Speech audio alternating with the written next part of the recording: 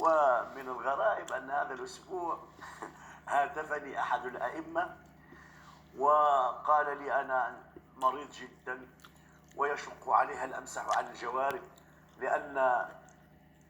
لأنني كإمام أتحرج من هذا الأمر، ولأننا ندرس الناس أن المسح على الجوربين لا يجوز في المذهب المالكي.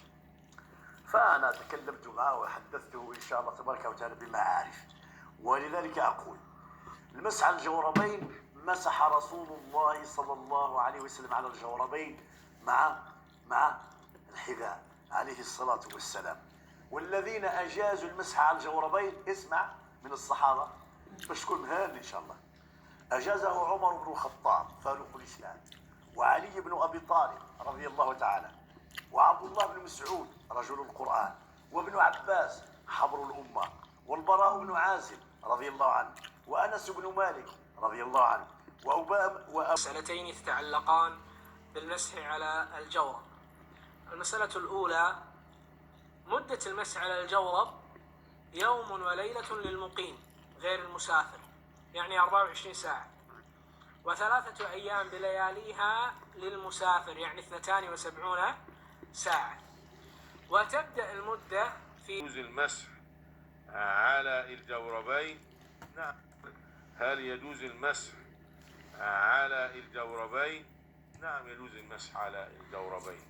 بعض العلماء شددوا في المسح، جواز المسح على الجوربين، وحتى وجدوا يعني وضعوا شروطا شديدة لهذا الأمر، ولكن أنا مع الذين خففوا، لأن القصد من هذا كله التيسير. المسح على الجورب المذهب الوحيد الذي قال بالمسح على الجوارب فقط دون أن تكون مجلدة المذهب الحنبلي، بالشرط أن تكون تخينة.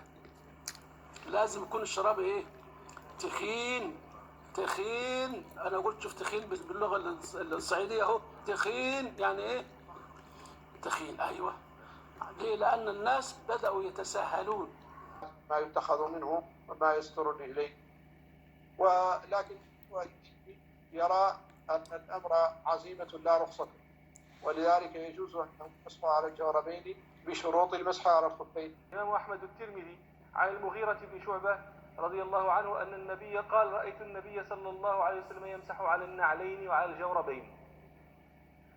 وهذا الحديث اختلف في تصحيحه، أكثر المتقدمين على أنه حديث ضعيف، منهم سفيان الثوري، الذين ضعفوه من المتقدمين سفيان الثوري وعبد الرحمن بن مهدي والإمام أحمد ويحيى بن معين وعلي بن المديني والإمام مسلم بن الحجاج والنسائي والبيهقي وغيرهم.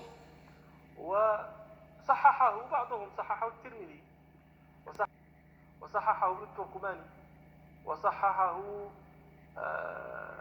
أحمد شاكر وصححه الألباني، ولكن جلالة من ضعفه وكثرتهم ترجح جانب تضعيفه، ولا سيما أن من صححه لم يذكر شيئا لم يطلع عليه أولئك، بل إنما حكم بما حكم براجح. فعلا الشيء محصلنا صباح لي سخن في كان نجمع أدلة على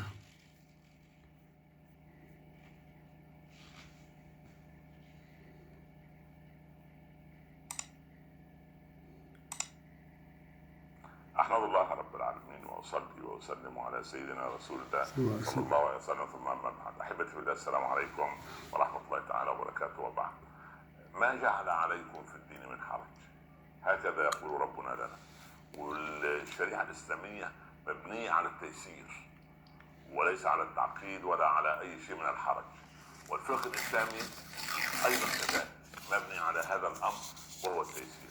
في أيام الشتاء كده يذهب الموظف أو اللي ابتليت بالوظيفة، ربنا يغنيها من فضله من الأخوات يعني، فأنا بعد أو صلاة الصبح أكون على وضوء وألبس جورب، أو قبل الخروج إلى العمل أتوضأ وألبس الجورب، أو خفين. الفرق بين الخف والجورب: الخف من جلد، الجورب من قماش، ولكن يجب ان يكون سميكا. سميك يعني ايه؟ يعني لا على الخروج الى صلاه الصبح من الاخوات يعني. فانا